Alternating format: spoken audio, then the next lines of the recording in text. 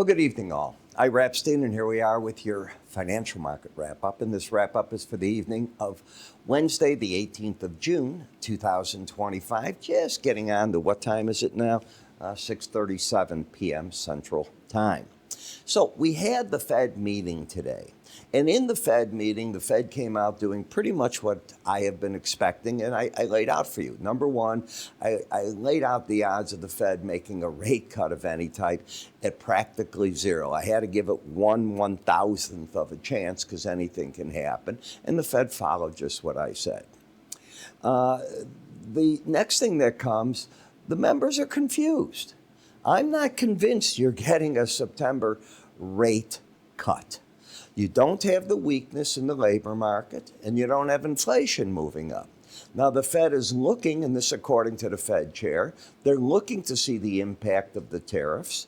They're not here. The president hasn't even laid them out in steel as to what they're going to be, and he said he would. Remember, a week ago, he said within 2 weeks he'll do it. Well, we're coming up on that time frame. But when he does it, because you can't get all these deals done, what does it mean? What are the numbers? Are they temporary? Are they permanent? How do you expect the Fed to react to something they don't understand?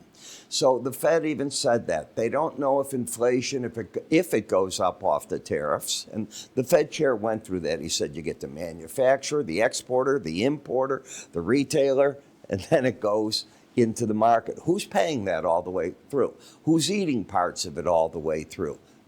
There's too much to be known, and we haven't seen the impact yet to make that decision. Plus, some things are going to have a tariff, some aren't. So basically what they said is, let's see what the data looks like in September. That's really what they said. So if you think that next month, before that, you're going to have a handle on it, maybe. I don't think anybody's going to have a handle on it. And I question if September, unless we get data that's market moving, and we haven't had that. Speaking of data that moves, remember, we're not going to have any data tomorrow. The markets behind me are open tonight, the ones that are flashing away. You're not going to get the grains, the meat markets. There's a lot of things that won't be open tomorrow. Understand that not everything opens. Soft markets are, some will, some won't. You got to pay attention. I sent the schedules out to everybody. The Philly Fed Regional Activity Index is going to come out Friday morning. They're looking for the index at -2 reading compared to the prior month's -4. The Conference Board will release their May leading coincident and lagging economic indicators, and that's going to be at 9 on Friday. Last month's index declined 1 percentage point from the prior month, and they expect the May index off 1/10 from that. We then get, as you can see, left the Fed monetary policy unchanged. And of course, the elephant in the room is, does President Trump do anything about what's going on in Iran? We know he's moving military sources there. One of the most important things that I've learned in the markets are the trading courses I give you with how to work with moving averages, the Bollinger Band, the slow stochastic, and then there's a chart pattern that shows itself regularly. And if you don't learn how to work with outside days, it's like having this hand behind you, because it could be a continuation pattern, an end of a cycle trade. Which one is it? Which one captures the traders if you violate a part of it?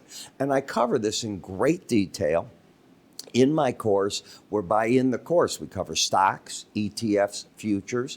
I give you examples, and then with the course, you get access to all of my other parts, including the charting software, access to the videos for a short period of time, so you get to embed in yourself how I teach. Just go to iraepstein.com. Under the word courses, it's there. Treat yourself. All right. So let's go now and take a look at how the markets are doing here. So in looking at them tonight, the markets that are open, you still haven't opened in the dollar index, but you can see pretty flat in most of the currencies. I doubt that you're going to get anything going in the soft commodities. In the energies, they are open. You're still continuing a break here. You're back over $4 in crude. When I was telling you in the 360s here recently, said that first hot weather spell, going to kick the market up $3.95, $4, something in that area. Well, New York's going to be 93 next week. I was just looking at it because my wife will be there. And I'm going, at least, be careful, because the heat in New York in the summer is no fun to play around with. Bonds and notes, pretty stable right now. I don't expect a lot unless the president decides to do something. If he decides to hit Iran, everything's off the table. The markets are going to be in a thin condition. It can really disrupt them if it happens before they reopen on Friday. But it could also happen on a Saturday, and you don't know. So I don't know what the president's going to do or not do, and I'm not going to try to get into his head. I'm not going to try to get into the Ayatollah's head. He's made his stand. He's not given up his nuclear material. Okay? That's a problem for him, and it's a problem for the rest of the world. So we'll see where that goes. But as we take a look, you can see in the S&P, you still haven't made another run to the high that we have here on a weekly basis. The market, I think you'd agree, has just sort of died away, and the volatility's been coming out of the market. The ranges are shrinking on you. The trend is down. The market is pulled back to the 18-day average, which is still a sign that this whole break was just a break in a market so far that is still bullish overall. The market is watching now the Bollinger Bands. Look at how they're curling around the market. So I'm looking for more sideways action off of this as a chartist. That doesn't mean the event the president does can't make this explode one way or the other. I have no idea. But as a chartist, I see the volatility coming out of the market, and you can see momentum has put the market down, and it did fall back to the 18-day average. Now, from a seasonal perspective, the strongest of the market starting right now is normally the NASDAQ. Obviously, the norm doesn't know about Iran, Israel, and the U.S. lined up in a war zone, so you can't go by that all the time. But I can tell you the probabilities of rallies are extremely strong between right now into mid-July. They're very, very strong. Does that mean you just buy the market because of that? Of course it doesn't. But you make yourself aware of that. Here, too, the momentum is still pointing down. The market petered out against the upper band, pulled back to the 18-day average. And while the swing line is down, the bias is up. Again, a market caught watching. In the Dow, backing off, the Dow would get friendly, in my opinion, if it can get itself back over the 42,904 level.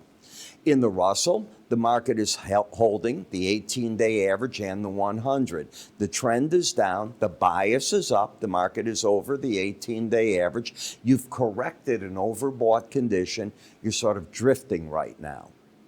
In the DAX, once the market had lost the embedded reading here, it was just layers that it was coming down to. And notice how it's finally given up on this whole rally. Maybe next time I'll even make this a little longer so you get to see how that works there. But this is the first correction in a market that's had one heck of a run. It's getting oversold very quickly. I don't look for a monster decline from here. Now we wait to see how it gets its footing under it again. In the 30-year bond, I'll stay with what I teach you. You get up to that Bollinger Band and you're not embedded, the pros come out of the market against that. They trade it back and forth. And what they've been doing, I think, I can't prove it, I think, is as the market's coming to the 18-day average, they're buyers because the bias is up and it's approaching the upper Bollinger Band. They're tossing what they own. In the 5-year note, it's very similar. Look at the patterns. I think you see it. And look at how the market's narrowing in. Now, this is a different picture. And what's interesting in this picture is the longer you go sideways in the bands, the bigger the ultimate move out of them is going to be. So now this has my attention, full-fledged. The more it's spinning, it's like a spring inside of a pipe. It will burst out one way or the other. In the dollar, I don't think the dollar has to go materially higher. It could if the president hits Iran and if the market decides they want to own the dollar as a safe haven asset. And it could easily fall apart if suddenly there's a breakthrough in the talk between the U.S., Israel, and Iran where they can find common ground for Iran to give up its uranium, especially its enrichment and the stockpiles that are 60% weapon grade. So you've got to pay attention to all that because anything can happen like this. Everything's on a knife edge right now, and you know that. In the eurocurrency, the correction probably back to the 18-day average is underway, and I look for the market to try to get its footing right there. The British pound is caught between, and you almost got to laugh, the 18-day average, the upper band, the lower band, and I expect it soon to go back to that 18-day average. In Bitcoin, the market certainly is improving. It's a safe haven asset. What it is doing is it's going sideways, and like we were just looking at another market, it's starting to spin itself around in here for the next move. Long term, I am very friendly in Bitcoin. Today's events in Bitcoin didn't do much for that. When I'm talking the Genius Act, as they call it, that passed by the Senate, which helped the markets go up in the Coinbase and some of the other exchanges that trade in this because they want to use stable coins. It hurt companies like Visa, MasterCard, American Express because they want to be able to use these stable coins if they can ever get passage of regulations is another means of moving funds around that can be used that way. So it's just a thing. It's going to be an important thing if the legislation gets passed. In the crude oil, we're running the upper Bollinger Band. Okay, you know this is a wartime commodity, so don't be a hero trying to pick a top in it. You know, you can do whatever you want, but I wouldn't. We don't know if this market, if the three countries go at it, because the U.S., if it does bomb, Iran is involved at that point. Don't know what it means.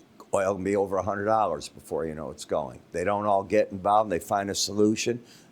You'll go back. I not only think to 68, it could be a bit lower than that. So we'll see. It's too difficult to call. And there's sometimes you trade, sometimes you don't trade. And I think energies are difficult.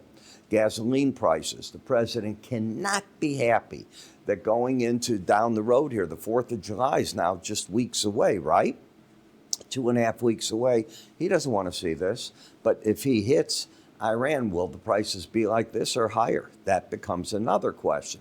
And in nat gas, I feel like I called that for you.